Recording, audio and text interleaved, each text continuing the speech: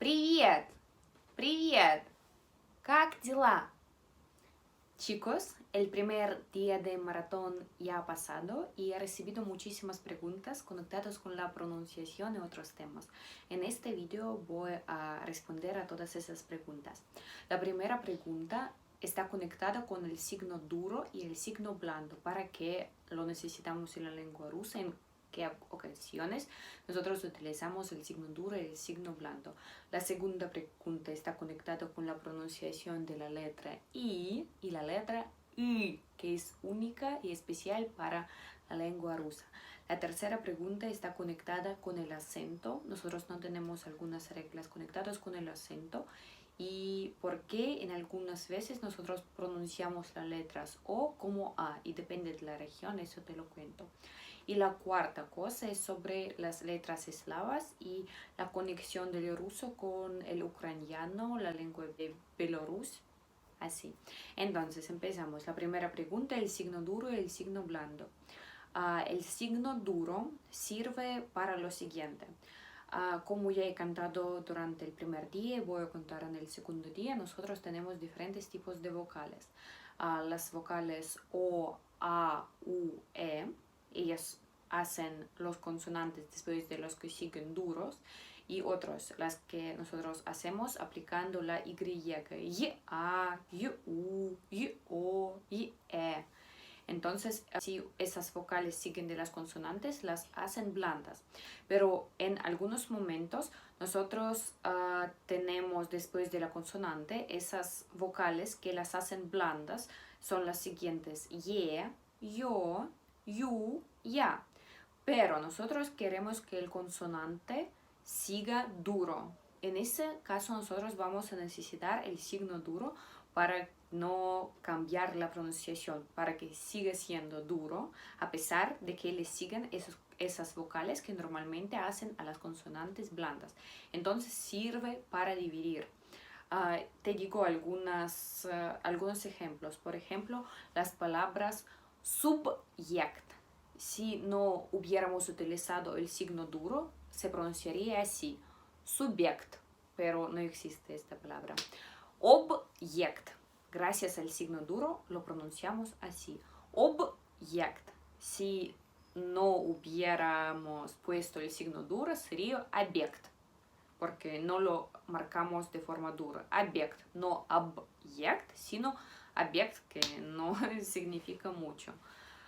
Además, otro ejemplo podría ser podjest.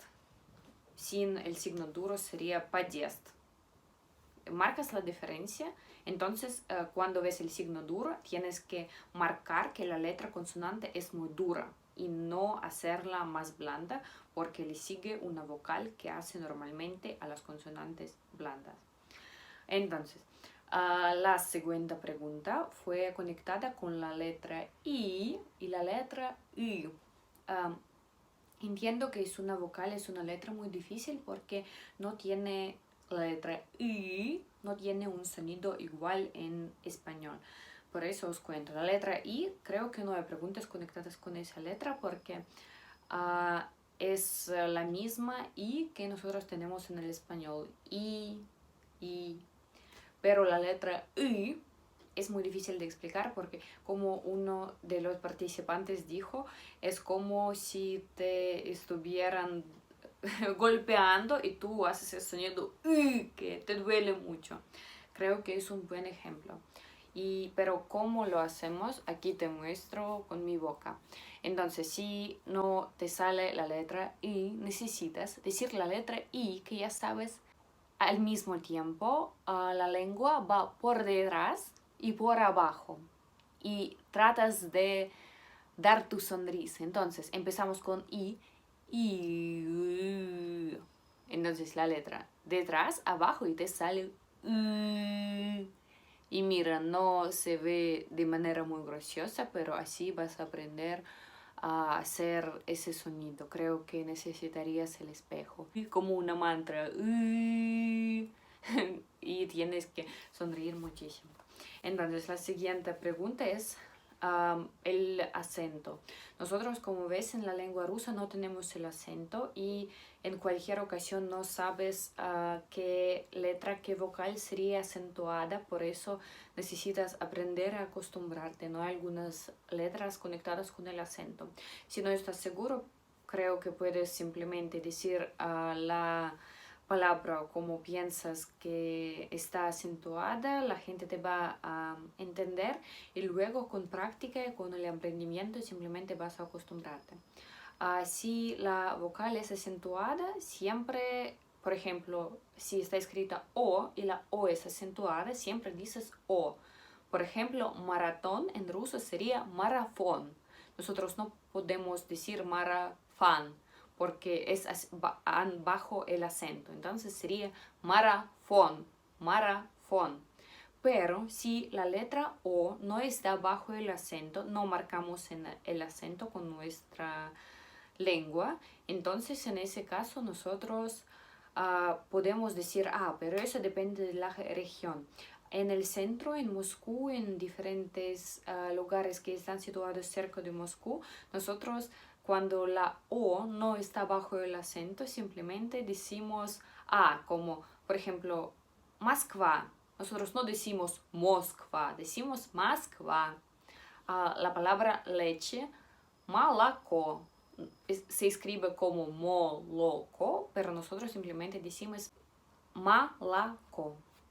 En algunas regiones del norte la gente todavía marca todas esas O. Por ejemplo, se escribe O y dice no, pero como en la capital os recomiendo simplemente también decir молоко, вода, Москва. Eso no es muy difícil y además es más fácil de pronunciar de esa manera. Pero muchos no quieren a los moscovitos porque nosotros lo pronunciamos de manera un poco diferente, pero creo que es simplemente más fácil.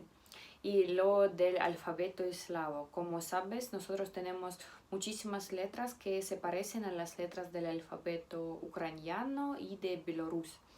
Pero en ucraniano ellos no tienen algunas letras difíciles del alfabeto ruso, como por ejemplo yo y lo que solo por ahora hemos pronunciado U. Entonces todo se convierte mucho más fácil, pero tienen otras letras, no sé ucraniano, pero se pronuncia de diferente manera. Y en la lengua bielorrusa también. Y además, una cosa muy importante es que muchos piensan que el ucraniano y el ruso son muy parecidos. Sí, por ejemplo, cuando hablo un ucraniano, yo entiendo casi todo lo que dice, pero no todo. En general, las palabras se parecen en 62%. Entonces, 62% de las palabras que utilizamos son comunes para el ucraniano y para el ruso, pero otras no. Y además, si tienes la pregunta si aprender ruso o ucraniano, vale la pena aprender ruso porque el ucraniano lo hablan de 36 a 45 millones de la gente y el ruso más de 260 millones de la gente. Y además la mayoría de la gente ucraniana de Bielorrusia, ellos hablan ruso porque es la lengua más usada y en general no estoy segura si lo aprenden en el colegio, pero sé muchos ucranianas que hablan ruso. Además, en un chat la gente escribió que tenemos unos problemas entre rusos y ucranianos. No es verdad, simplemente son unas cosas políticas, pero en cuanto a las personas, nosotros somos simplemente las personas y tenemos relaciones muy buenas entre unos y otros, depende de las personas. Yo quiero muchísimo a los ucranianos. En mi trabajo mi jefe fue ucraniano y fue uno de los mejores jefes que he tenido. Tengo amigas ucranianas y la verdad es que creo que las mujeres ucranianas son más lindas porque tienen, no sé, una belleza femenina más linda que las rusas. Por eso yo les quiero mucho y creo que también la mayoría de la gente rusa cree lo mismo. Entonces, espero que lo he explicado todo. Mañana ya avanzamos con el día número 2 y como si vas a tener preguntas, las escribas y después de cada día hago ese video para explicar todo lo que se quedó no claro. Entonces, adiós.